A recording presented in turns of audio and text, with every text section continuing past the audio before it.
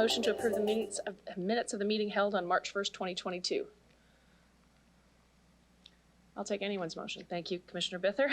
Any errors or omissions? Seeing none, I'll call the question. Anyone opposed? Carried. Our first report is PO 22-9, the Regina Police Service 2021 Strategic Plan Update. Chief, I'll ask that you introduce the report as soon as I turn your microphone on. Great, thank you very much, and good morning, Mayor Masters and members of the board. Thank you for the opportunity to present what is our annual update on our strat plan. Last year, the last year that we have in our current strategic plan. As you're aware, we have the process underway to secure someone to assist in the preparation and development of our brand new strat plan, which will take hold in 2023. So as we always do, we provide the board through a board meeting like this, an annual update of how we are progressing through our strat plan. Our strat plan, of course, has objectives built right into it. And with that, we've got goals that help us try and achieve those objectives and some key performance indicators that help mark the progress as we go through. Ms. Karen Williams from Strategic Services at our Police Service is with us again today. Karen has presented to this board before and will be helping to show what type of a year 2021 was for us. 2021, much like 2020, was a bit of a different year because of COVID. Despite that, I think you will see in this report, as Karen walks us through, there was a lot of work done and a lot of different ways that we can measure strides forward that align perfectly with the strat plan. So with that, I'd like to turn it over to Karen Williams. Thanks.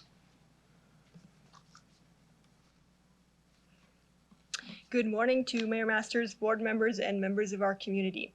So as the Chief described, the report I'm sharing with you today is the Regina Police Service 2021 Year-End Strategic Plan Update. Regina community members, community partners and stakeholders, RPS management and personnel, the Regina Police Association, and the Board of Police Commissioners all contributed to bring together this strategic plan. Regina Police Services Plan communicates high-level themes and objectives that guide organizational decision-making and budget allocations over 4 years. For those following along, beginning on page 3, you'll see an overview of our mission, vision, and values, as well as 2 main objectives, our community and our service. Under these two objectives, a number of goals to work toward during the course of this plan were established, with a combination of quantitative and qualitative performance indicators to show our progress. This report is an important accountability component that examines work completed by the RPS in 2021 in the context of these indicators. Because the report is lengthy, I'm not going to go over each and every indicator, but I will share some 2021 updates, and then we're happy to hear any feedback or any questions that you have regarding this report. So, looking on page 4, our service objective is to make continuous improvements to processes and resources to ensure the well-being of our membership while delivering excellent service to the public. The first goal under our service is capacity, which aims to ensure personnel levels meet the needs of a growing community. Continuing on page 4, the first performance indicator under capacity is continued work to advance the recommendations in the Regina Police Service 2017 operational review. So that began in June 2017 when the RPS completed an operational review to examine the service's organizational structure, processes, and practices to ensure they are optimized and adaptable within a continuously evolving public safety environment. The review team made a number of recommendations as a roadmap for the RPS to implement positive changes to support a continuous improvement process. The growth plan added to the 2017 operational review and outlined the need for additional resources over the next years, resulting from several efficiency reviews and patrol workload assessments. The goals of the plan are to meet the needs of a growing community, increasing crime pressures, overwhelmed personnel, as well as to improve police visibility in all areas of the city and enhance emergency response to the citizens of Regina. Recommended steps from the 2017 operational review and the 2020 growth plan continued into 2021 with the addition of 2 new K-9 officers, bringing the total number of unit members to 8. In addition, 9 police officers were added to frontline patrol duties as recommended in the operational review, as well as patrol workload assessments. Further discussions took place in 2021 to continue the development of the Corrections Support Unit. The Corrections Support Unit's mission is to enhance collaborative efforts among police, correctional, and other community safety partners in order to better manage and support offenders in the community. In 2021, work on expanding this unit to incorporate additional community support services continued, and Community Corrections have agreed to be part of an integrated unit moving forward. Moving to page 6, the goal set for culture is to build an inclusive and supportive culture that promotes employee engagement and the health and well-being of all employees.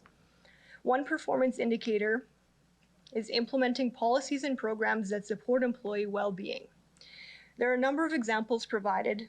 Looking at page 8, in July 2021, the RPS Health and Lifestyle website was officially launched. This site provides a digital platform to enhance the fitness and lifestyle goals for employees, as well as their families, through the availability of practical and easy to access information. The site features ergonomic resources, stretching guidelines, and exercise library with demonstrations and explanations, workouts featuring beginner, intermediate, and advanced levels, an equipment list containing descriptions and exercises and wellness topics with words of wellness, challenges, and relevant information. Moving to page 9, members of the RPS have been invited to participate in a public safety personnel PTSI study led by the University of Regina. This initiative is a 3-year study that will investigate PTSI and other mental health injuries among public safety personnel. Participants will include members from the emergency communications, fire services, paramedics, and police services. Participants will have an opportunity to receive specialized training, use software and devices, as well as provide feedback directly to the U of R team that can inform mental health support for these public safety personnel across Canada. By the end of this study, the hope is to ensure participants can identify and manage stress early on and facilitate access to care and faster recovery, and provide evidence-based recommendations for better assessment, treatment, and management of mental health injuries. Looking on page 14, another goal set is financial accountability, having financial resources and assets that are allocated effectively to ensure the greatest value is provided to the community. On page 15, an indicator of this is the optimization of financial and operational efficiencies through innovation. One efficiency involved implementing electronic access to all accounts payable documents to employees. This significantly reduced the time finance staff spent searching paper accounts, payable documents, scanning them, and sending them to employees throughout the year. Employees can now access the information at any time. This is a small but fairly significant change when considering the time it saves our staff. On page 16, another goal set is competency, to provide employees with training tools and resources for professional development. One training example found at the bottom of page 17 under the performance indicator, average number of training hours for sworn and civilian employees, is tactical emergency casualty care training. This training was offered to all officers between the rank of constable and sergeant in October and November 2021. This training included life-saving skills, including tourniquet application, recovery position, direct and indirect threat care, casualty carries, wound packing, pressure dressings, chest seals, hypothermia prevention, evacuation care, and opioid overdose. The life-saving skills gained by officers taking this training will contribute to officer and community safety. We developed new tech instructors in the fall as well, and members who completed this training have been issued a medical kit that they will carry on their person during operational duties. The RPS is leading the province in this type of training. Moving to page 19, an information technology goal was set to advance technology and equipment to facilitate safe and efficient service delivery. Page 20 discusses a performance indicator set to create an information management technology committee. This was formed in 2019. Committee members come from different areas from within the police service to provide different perspectives that will support the group's work. The committee's purpose is to ensure that corporate information system goals are aligned with corporate objectives. The committee's work to establish priorities, approve projects and budgets, assign responsibility to stakeholders, ensure resources are available to support initiatives, review and approve related policies, and provide a clear mechanism for communication. In 2021, there was continued focus on business intelligence planning. RPS consulted with and reviewed implementation approaches taken by other Canadian police services and started consultations with a vendor on a tailored approach for the Regina Police Service. Much of 2021 was also focused on CAD and niche upgrades, which are our call for service and file databases. Administratively, in 2021, the IT department implemented an agile project management framework that gives the IT committee a planned and measurable way to track all the ongoing IT work, as well as an instant snapshot of the progress of each initiative. Ongoing work into 2022 includes continued business intelligence planning, improving the RPS IT security posture, and supporting the facilities renewal project. The goal of operational excellence, reviewed on page 21, states that we will strive for excellence by providing consistent and professional service. Under the first performance indicator, call for service performance standards, it's noted that in 2021, the RPS received about 63,000 calls for service. Of these, about 5,500 were priority 1 calls, which is defined as a call where an immediate threat of imminent danger to life or serious injury exists and the threat is present and ongoing and may develop or escalate. Priority 1 calls have a dispatch target of 2 minutes and an arrival time of 10 minutes. In 2021, the RPS met these targets for 99.2% of P1 calls. On page 23, you see our second objective, our community, and that objective is to pursue community safety and well-being as a trusted and committed partner. Looking at page 25, a goal set is engagement. To expand public trust through continued community engagement with a performance indicator of the number of educational sessions held by the Regina Police Service. In 2021, RPS school resource officers gave 87 presentations to students and school administrations. In addition to their investigative mandate and responsibilities, the RPS Street Gang Unit gave 16 presentations in 2021 at schools throughout the city. And also the Community Engagement Unit participated in approximately 187 initiatives and presentations in 2021. Community members requested around 80% of these presentations, and the remainder were opportunities identified by RPS members. On page 26, another goal established is community safety, looking to enhance community safety through effective policing, with one indicator of community perception survey safety-related questions. On page 27, it describes that in the community perception survey of the Regina Police Service, survey participants were asked about crime and fear of crime, with around 46% of respondents indicating they feel safe or very safe in Regina. 64% felt that crime in their neighborhood has remained the same, while 28% believe that crime is increasing. 23% of respondents indicated they would not walk alone in their neighborhood after dark, and 23% of participants stated they strongly or somewhat agreed that the possibility of crime keeps them from doing things that they would like to do. Of those who responded, 85% agreed that they have confidence in calling 911 in emergencies. Another goal under our community is partnerships, found on page 29, with an aim to collaborate with our partners to address root causes of crime. An indicator in this area is the number of referrals to HUB. The term HUB table describes a team of people working together from various government ministries and community agencies such as teachers, social workers, police officers, and healthcare workers. These agencies work together to identify and provide a coordinated and integrated response for individuals and families that have many risk factors indicating a likelihood of harm or victimization. In 2021, the RPS provided 54 of the 98 referrals to the HUB table. The RPS remains one of the leaders in numbers of referrals brought forward. Cases referred to the HUB in 2021 were complex cases, with the top risk factors being mental health, cognitive impairment, antisocial negative behavior, and substance use. Many of these cases referred were family-related, not just support for one individual. Through the HUB, the RPS was successful at connecting several families and individuals to services. The last goal under our community, found on page 33, is growth, where we believe we will accomplish more by leveraging resources through community partnerships with a performance indicator of the number of new launched partner initiatives. The RPS continues to be provided some funding from the province of Saskatchewan for multiple police positions to combat drugs, human trafficking, and firearms both in and around the city of Regina. The RPS Crime Reduction Team focuses primarily on firearms trafficking, possession, and production. The Saskatchewan Trafficking Response Team is a team which focuses primarily on human trafficking within and through the province of Saskatchewan.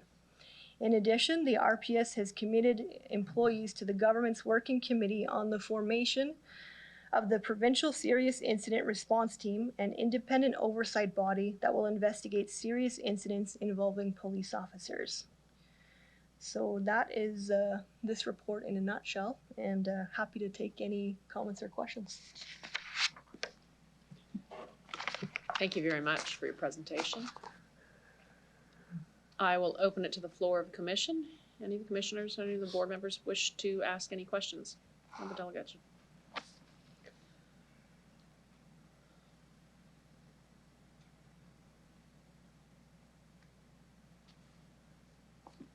Councillor Bresciani.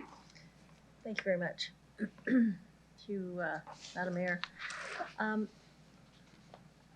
Thank you for the report, the strat plan info.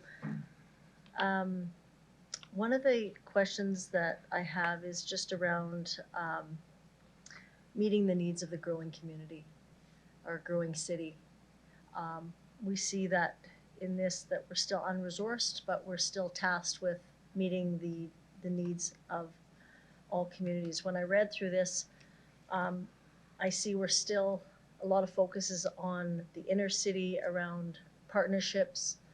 I guess I want to ask, we've hired 16 new officers. When do we start seeing patrol resources in other areas of the city? And I guess, you know, I've kind of went through,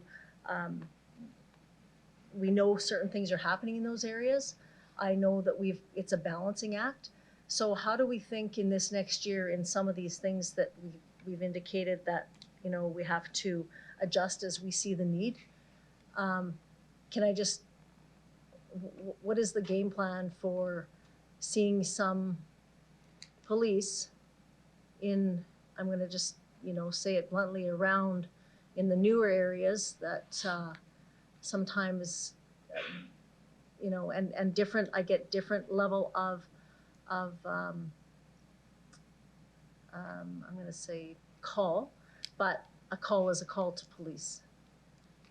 Sure. Okay, thanks for the question. I'll talk about this in a couple of different ways. So as you know, we right now deploy police officers evenly throughout the city. And by evenly, I'm saying we make sure that we have police officers in every area of the city, and they're resourced in a way that tries to accommodate the needs that we get from that area. So there is often a greater number of officers seen in the North Central area, for example, because we have a higher number of calls. And the theory there is by putting more officers there, they're able to handle the calls in a way that doesn't pull officers from other areas of the city to come into, say, the central region or the central districts to assist. There's no question that every day, multiple times a day, that happens. Officers are pulled from their area of assignment to take calls in other areas. So the goal is ultimately to get to a place where we have this balance, that officers that work in the remote Northwest or Southeast can spend their entire shift working in that area and aren't getting pulled out for other calls for service. That's a perfect world, and obviously that's something that we're working toward, but it is a work in progress. That said, we are undertaking a boundary review, and we can ask Laura Lee Davies to talk a little bit more about that. That review is basically saying the city divisions that we have set up now have been set up for quite some time. But our city, as it continues to grow and develop, use Harbor Landing, use the Greens as an area, those are areas that have developed greatly over the last 5 years and look significantly different. So do we need to do a separate piece of assignment for resources to ensure that we can adequately handle that area. So that boundary review is happening right now. With regard to new resources, so you're right, we were approved for 16 officers in our budget.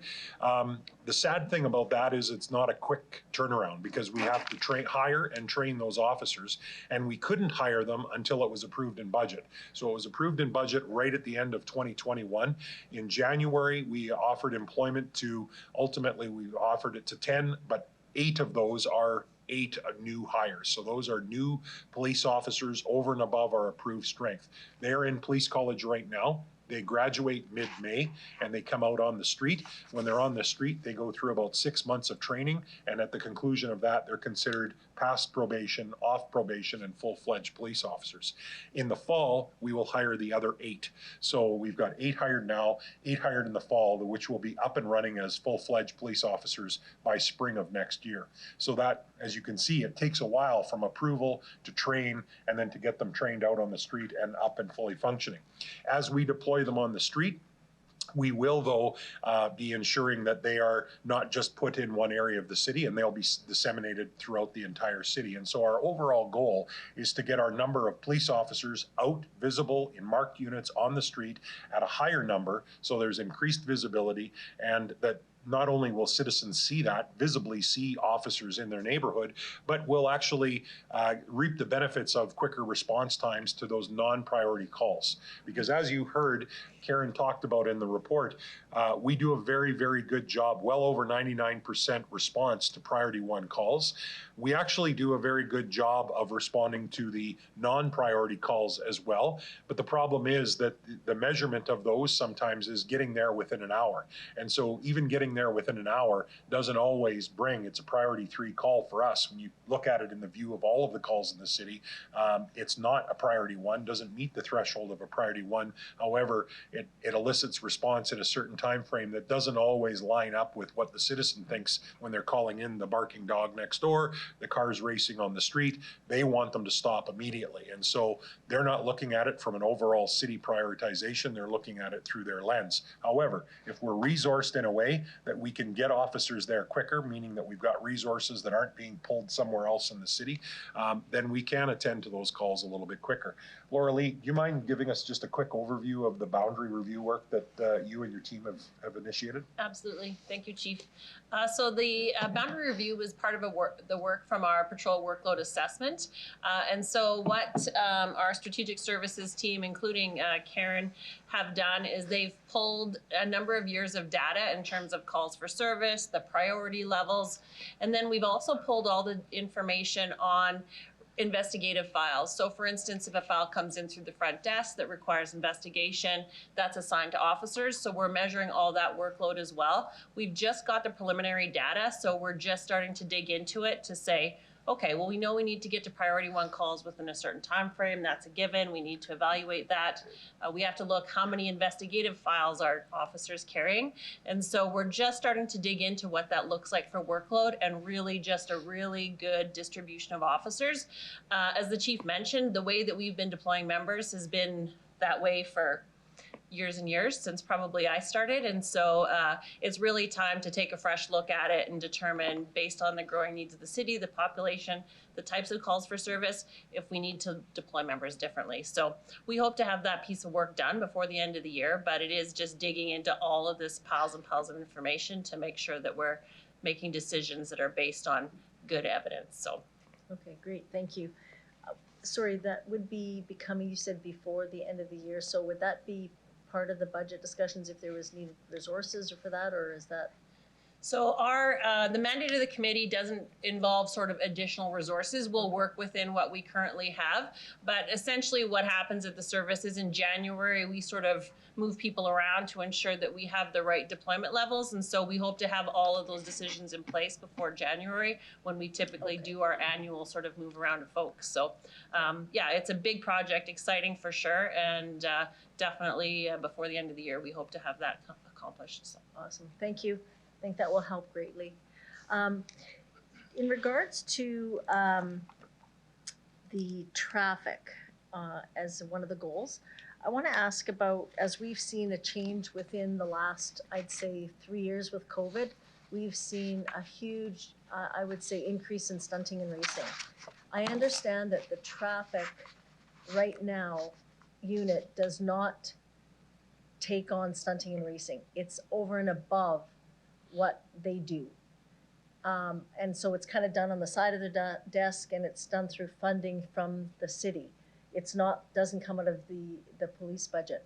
I'd like to get some clarity on that, and as we're changing with the times, I mean, this is not a Regina situation, this is happening around the country. So I just need some clarification as to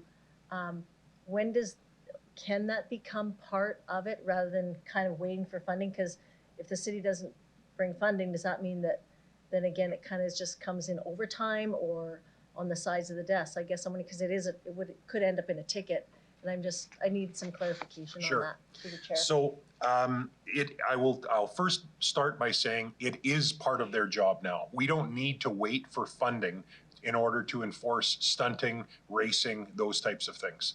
Here's the challenge. We have a traffic unit that works each and every day in our city. They're working right now as we speak. And that traffic unit is tasked with traffic safety in the city of Regina. So they do ticket enforcement, but they also do accident investigation. They do erratic driver investigation. So lots of people will call in and say, I just saw this person, they're weaving all over the road. And so those officers will go. That could in turn into an impaired driver, could turn into just a simple traffic ticket.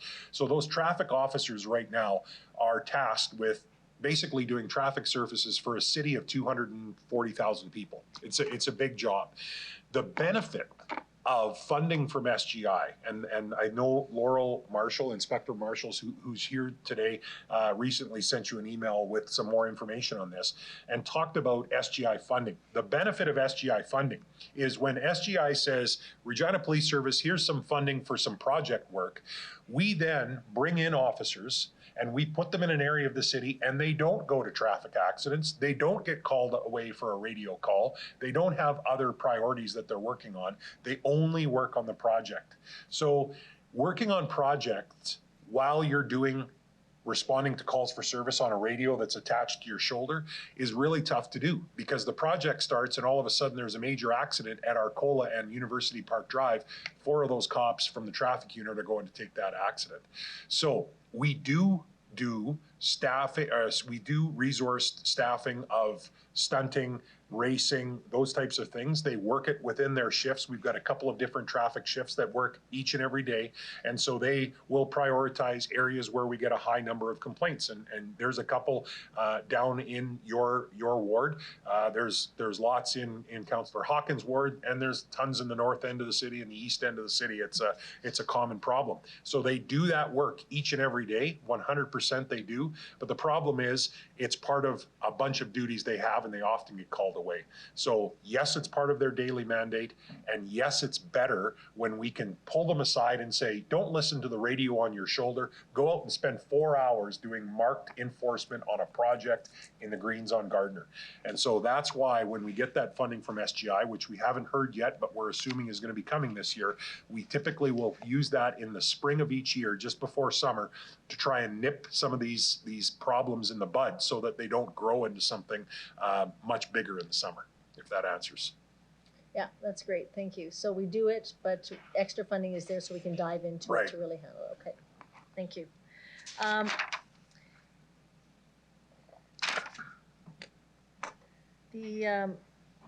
The last question was just on engagement.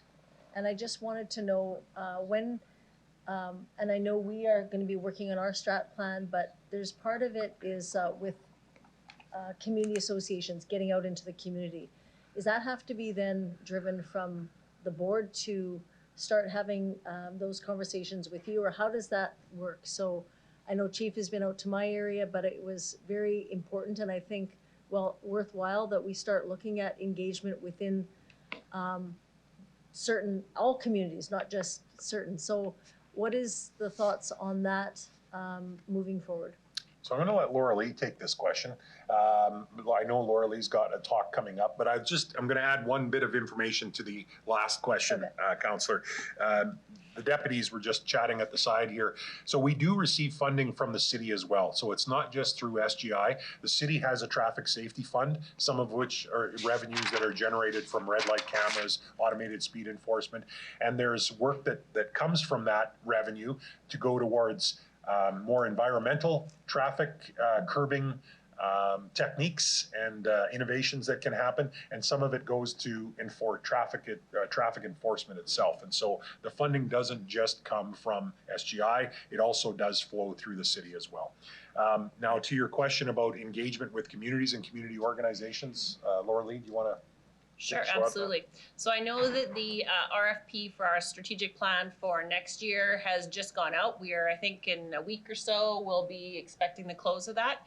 And I know in our last strategic plan, consultations with community was a big part of it. And so I know that that was included in the RFP in terms of what the expectation is for the bidder that's successful in helping us with the plan for next year. So that those consultations, I think, will start probably fairly soon once the contract is awarded. In terms of with community associations, we've definitely thrown out that we're happy to attend any community association meeting. I'm going tomorrow night, I think, to Mount Royal and Rosemont, and so looking forward to good conversation there. But I know myself, our Superintendent Jeff Wagner, all the district inspectors have extended that invitation to their councillors and to their community associations, so we're more than happy to attend and have those conversations. So if your community associations haven't said anything to you, make sure you shoot them our information. We're very happy to engage in conversation. And outside of the strat plans, but in relation to the strat plan, that will be happening as well. So. Okay, great. And sorry, just one last question and then I'll let others. Just in regards to the criminal, there is, when we look at the stats and we get them monthly, we see that under the special inquiry 8510 to 8640, just in this last, there was 2,032 inquiries there. And when you read the definition there, that's the non-criminal occurrences that require police investigation of gathering information. So non-criminal occurrences. When we see the workload there, and I don't know, but I would just like to ask, the workload there, is that something that you would see that takes up a lot of the time, the officer's time, to dive into a lot of these investigations that are non-criminal, that could be done otherwise by, I guess that's what because when you look at every month we get those are high numbers in there. Yeah, so they're high numbers in there, but I would say that just because they end up being non-criminal doesn't mean it doesn't need a police response. And I think part of it is, and I'm not sure if you're referring to something in this report specifically or just generally on our stat package. Yeah, just generally. So every month when you look at it, that one is high and it's high across the board. So the question I'm wondering, and you can take it away. I apologize. I didn't send that question to you in advance, but I just was wondering that a lot of them are non-criminal. So I'm wondering if they're non-criminal, does that mean that, is it just data collection? Is it something, there's been, Sure. Yeah. So I think what I'd like to do through you, Mayor Masters, if it's okay, I'd like to actually bring back a bit of a better breakdown for you on that, because non-criminal means that it was investigated and no criminal charges were laid. So sometimes it could be a threatening file, or it could be a file that has a criminal allegation and ends up being non-criminal because of what the investigation showed. So it wasn't that we were responding to an education call or a health call. It might be that we were responding to a call for police service, but it was deemed to be non-criminal. The other thing about that category is that it tends to be a catch-all. Rather than, we want to give you a stats report that's concise and easy to read. So if you have a category of other, then a whole bunch of things are going to be lumped into that. So what I'd like to do is maybe next month, and Tim, make a note, next month in the stats report, I'll give you a bit of a breakdown, not only what's included in that category, but a sense of kind of the time commitment that's involved and whether or not it's a police file to begin with, if that helps. That'd be great. Thank you. It's all I have. Sure. Karen, do you have anything to add to that? Yeah, I think for those special inquiry files, it really varies too. The majority of those, you often see things like domestic conflict, mental health calls, so things that don't necessarily involve criminal behavior, but do take up our resources and do require officers time to respond. It's hard to speak to them overall. It's definitely a case-by-case basis of how it will be handled, but we can definitely, as the chief said, work on a breakdown that provides some more details about those. Thank you. Councillor Bresciani. Commissioner Bushi.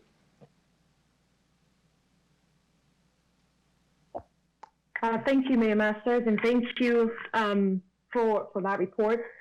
I just have two questions, and I'm going to ask this again because I want to understand, better understand the strategic, the information that has been presented.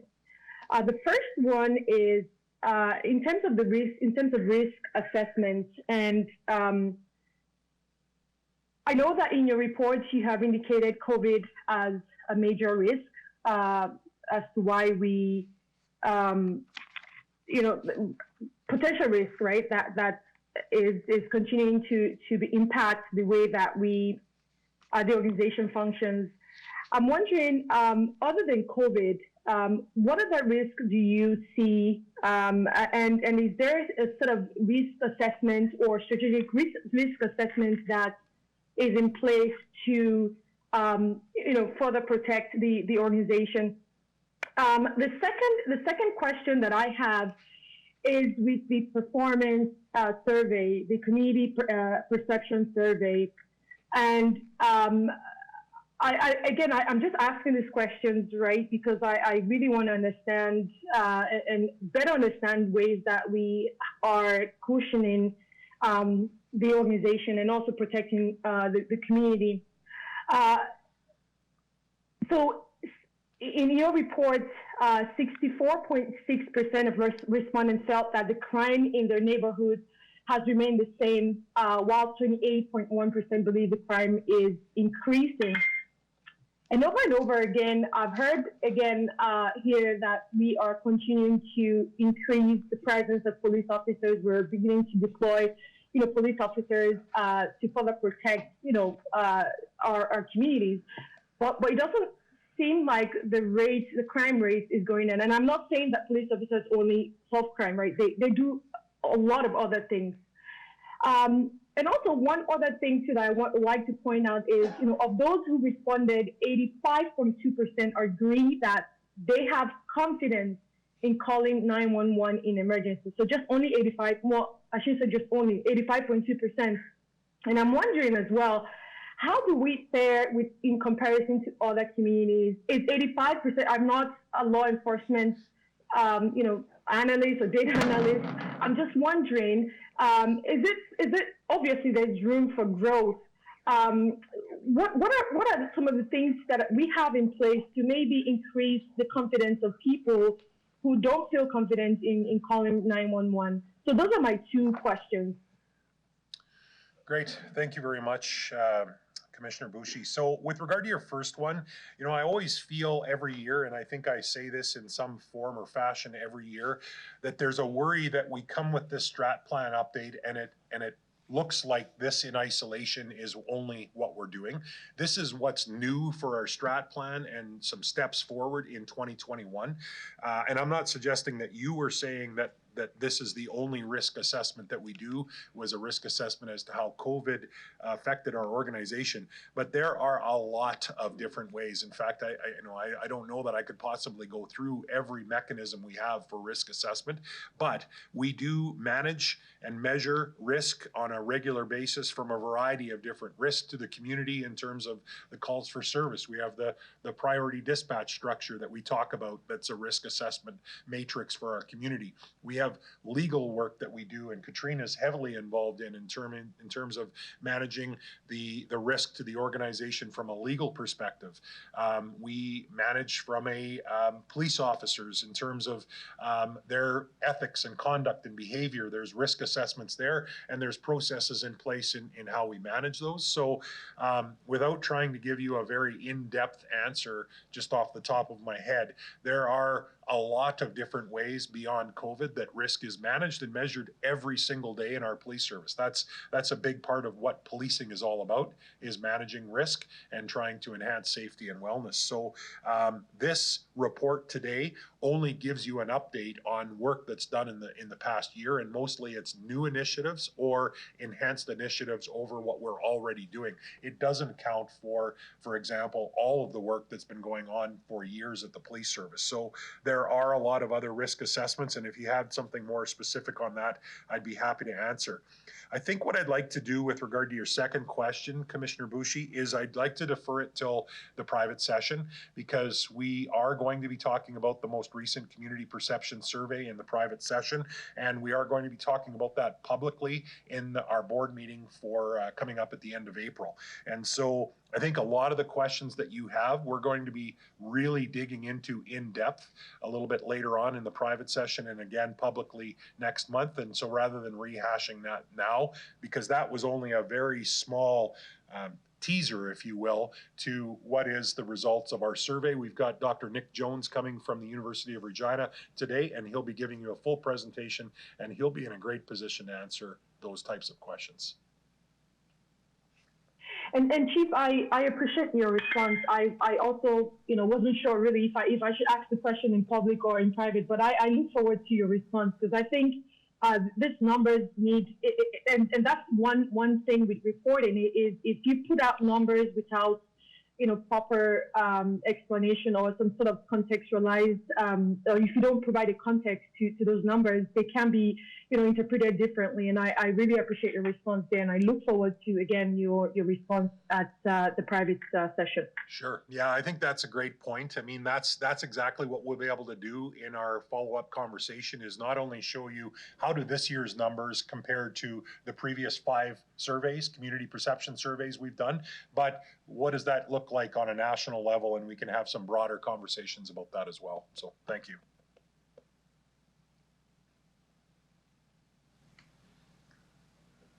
Thank you, Commissioner Bushey. Seeing no further questions from the commission, I just have a couple.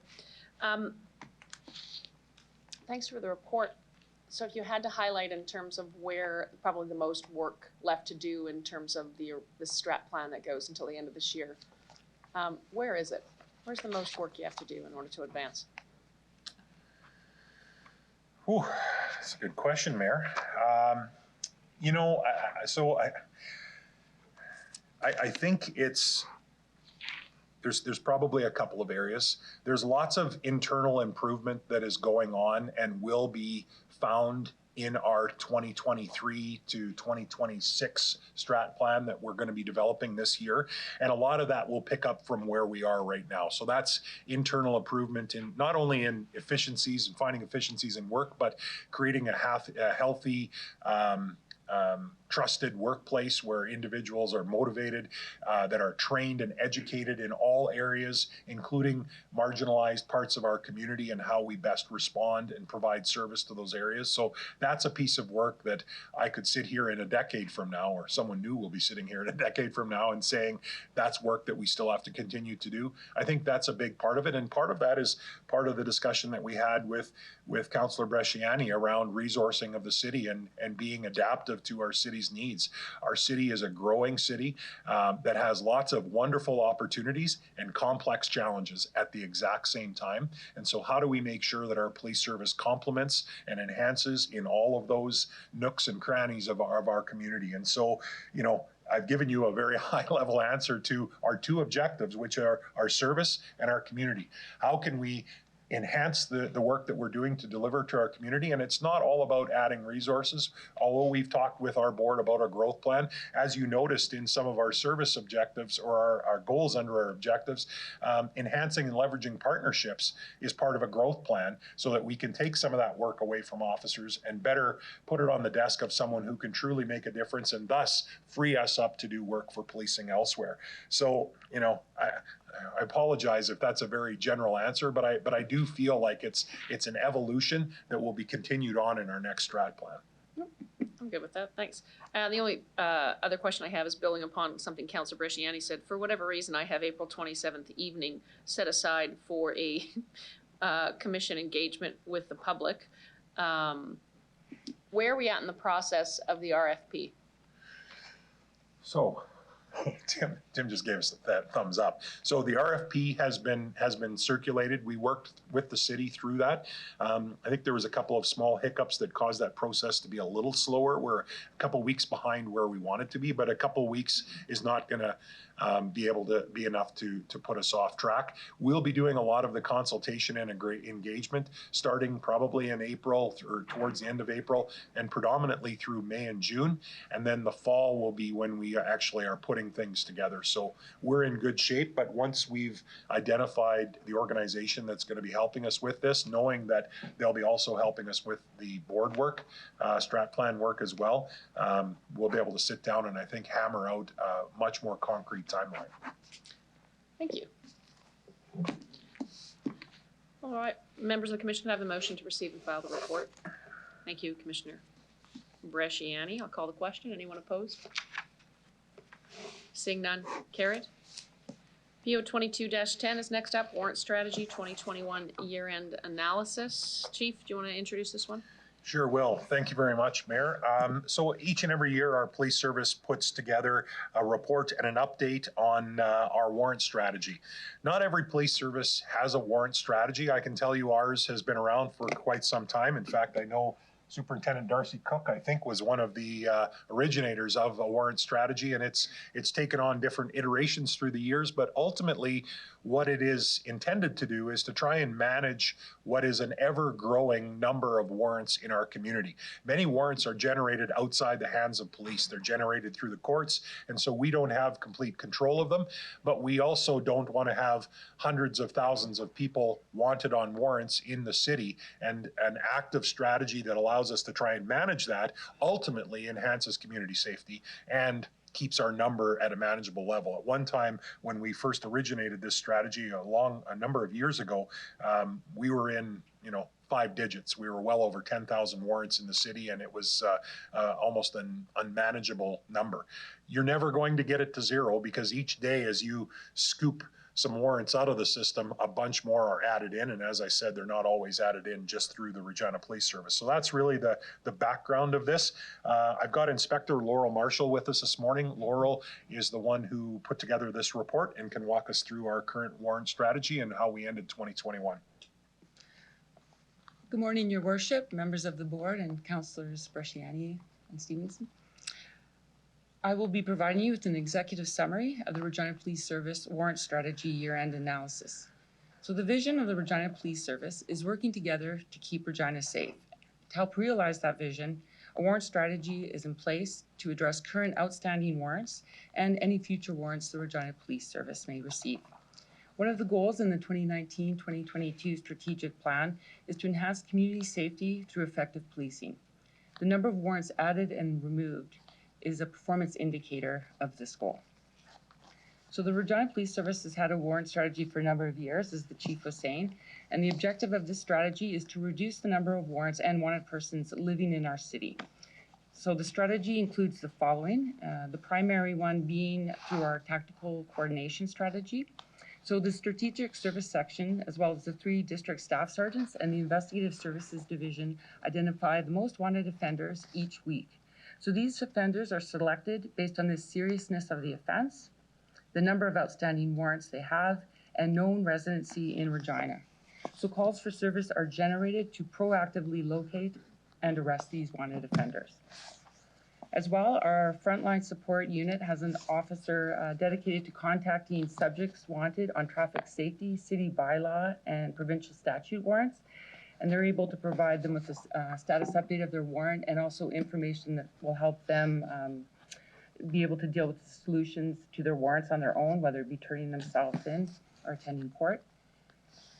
And then warrants issued for offenses such as break and enter, robbery, and theft of auto are sent to specific units assigned to the Investigative Services Division for follow-up.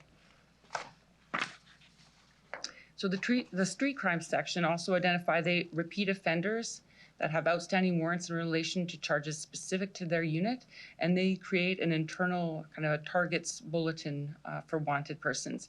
And that bulletin is shared with the Community Services Division too, so they can also proactively look for these individuals.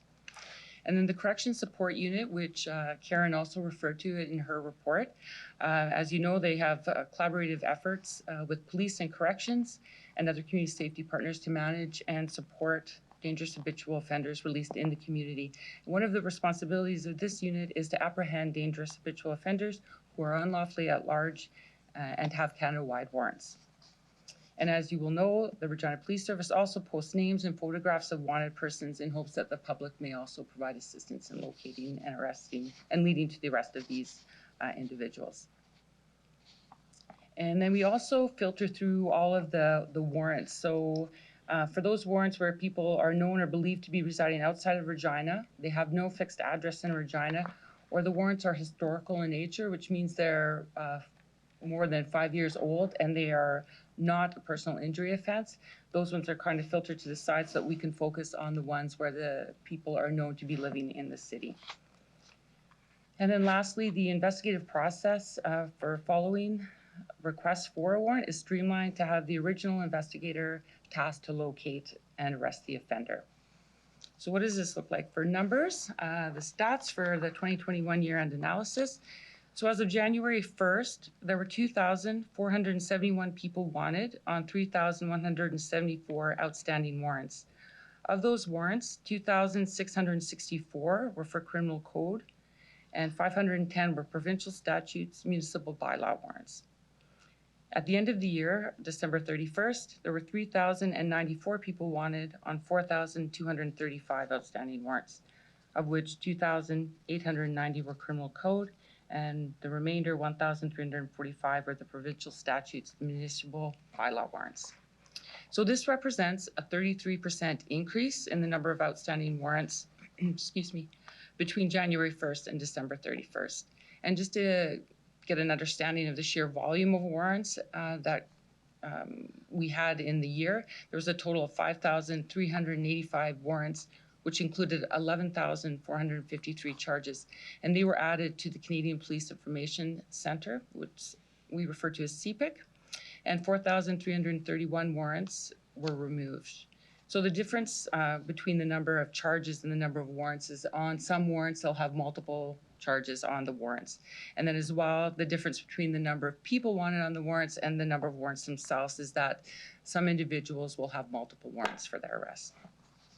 So as of December 31st, the wanted persons on criminal code warrants, 51% are currently believed to have no fixed addresses, living outside of the city, or were classified as historical. So that makes up 1,476 of the wanted persons. And the other 49% are believed to be currently living in the city with the criminal code warrants. So then conversely, we see with the provincial statutes, city bylaw warrants, the majority of those people do live within the city.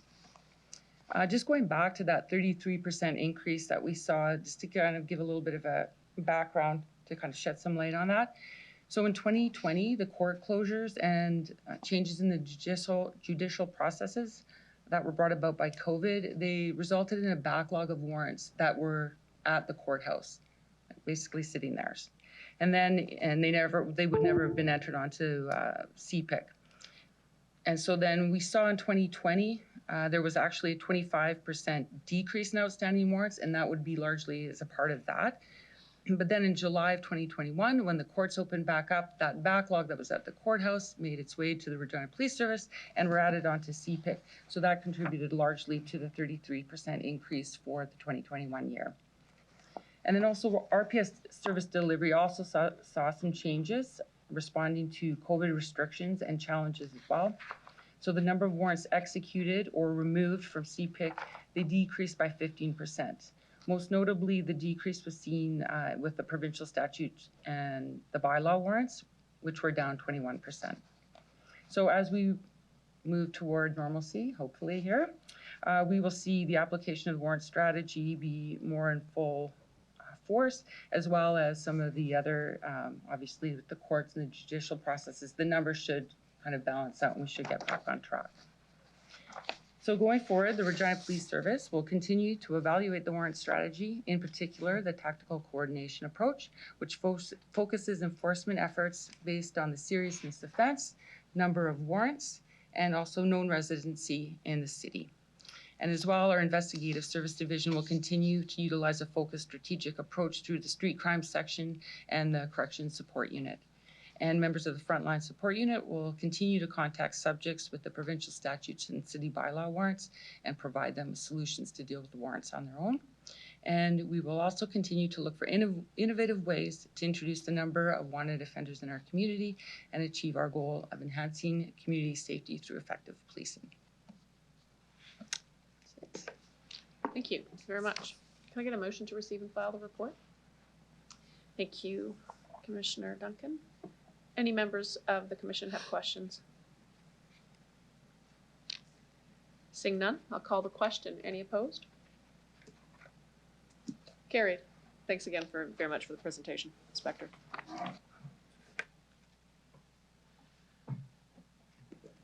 Next up is PO 22-11, the false alarm bylaw. Chief, could I please have you introduce the report?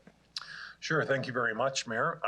So the false alarm bylaw report, again, is something that we come forward and speak with on a regular basis. I know in the past, Ms. Liz Nguyen, who's now our Executive Director of Corporate Services, was in the role of Communications Manager, came forward with some changes and enhancements that we made to ultimately try and manage the number of false alarm calls that we had that really can tie up resources unnecessarily. How we can not only manage the risk, back to that discussion we had moments ago, to the community. You don't want to just assume that every alarm is false, but you also know that a very high percentage of them often are. And so there's a real complex matrix that goes into how this is determined. It's a very consistent process that happens across Canada. And with us today is Miss Lori Kolobaba. Lori is our manager of our communications center, and we're going to ask Lori to walk us through this report.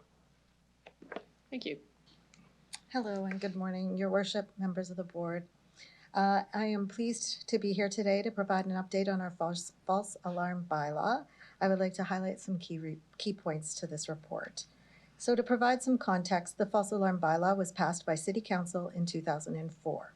The first change to our response to this bylaw came on January 1st, 2019, when the Regina Police Service implemented enhanced call verification.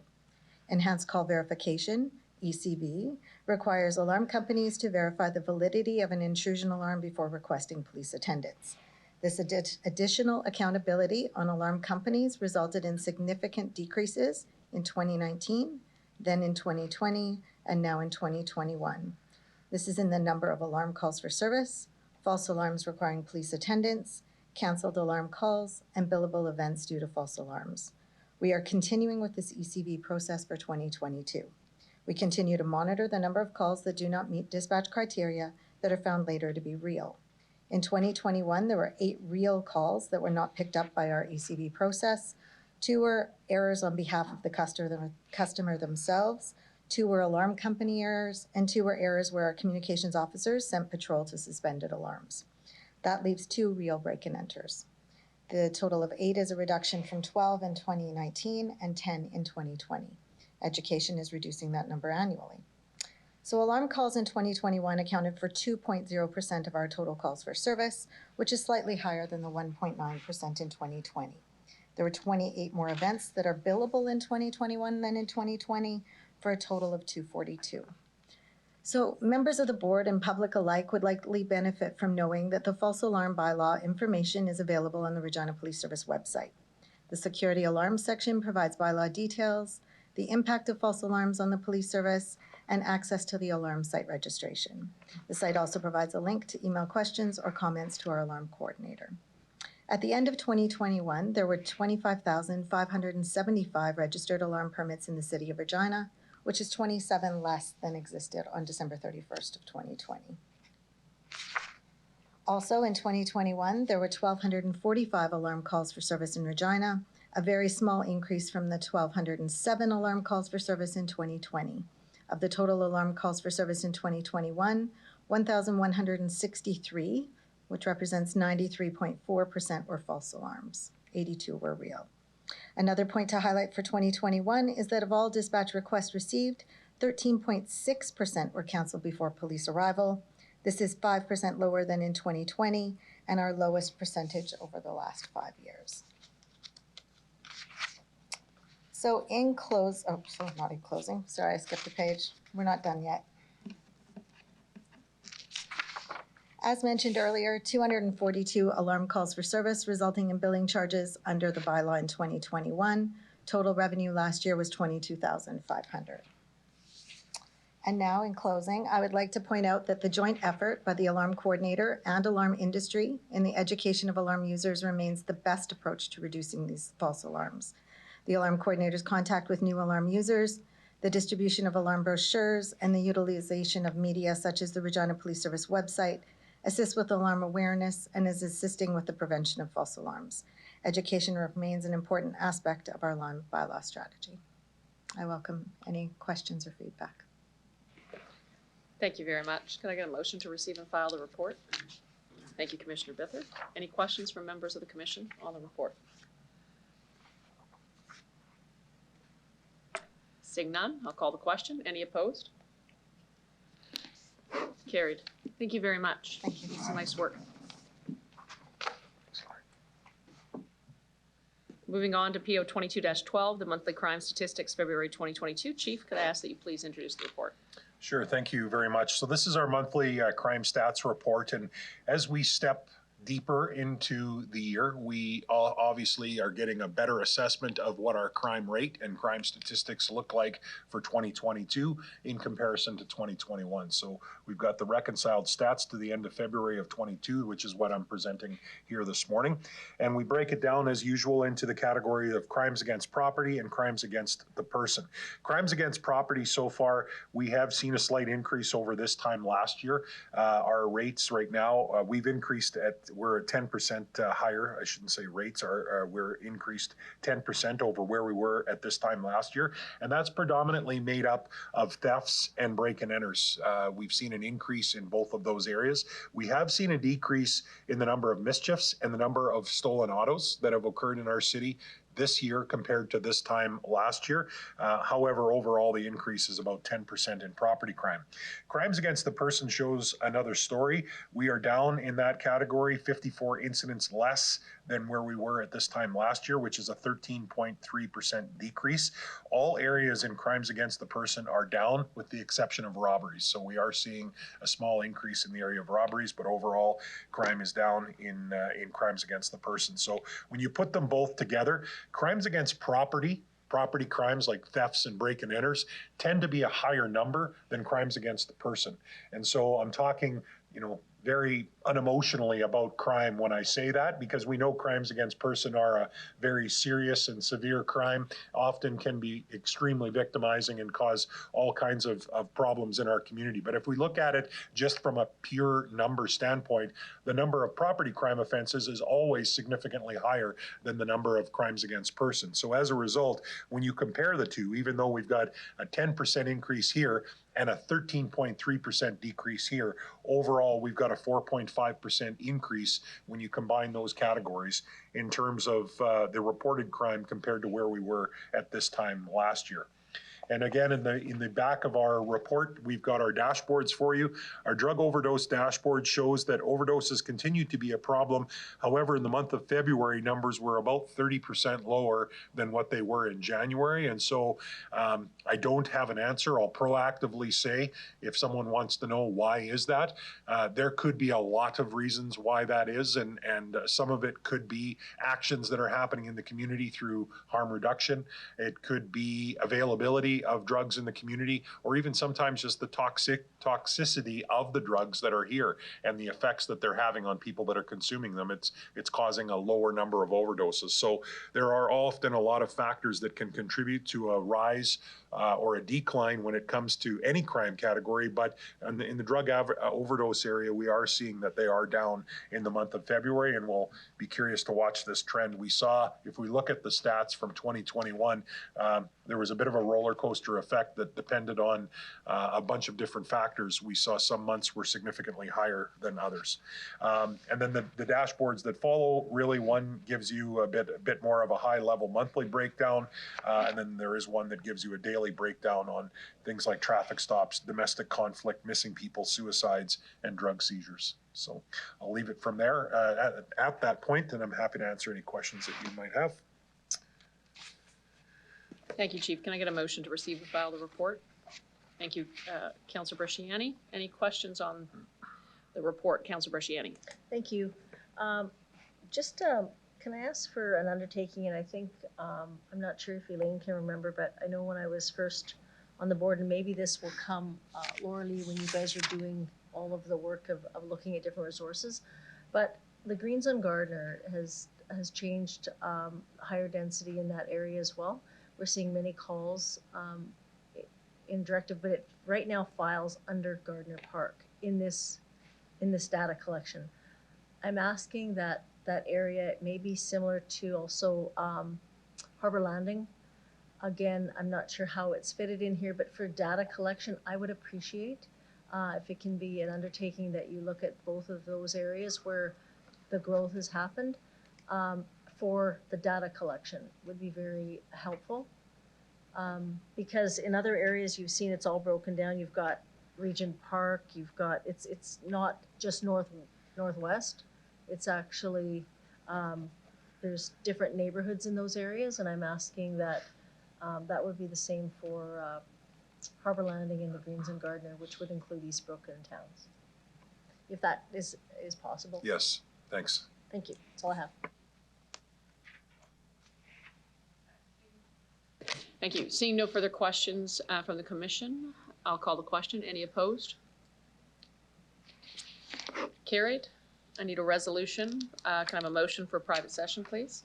Thank you, Commissioner Bither. We'll break for 15 to honestly 20 so that Chief can do press. And I'll see you back here at, well, let's say 10:30.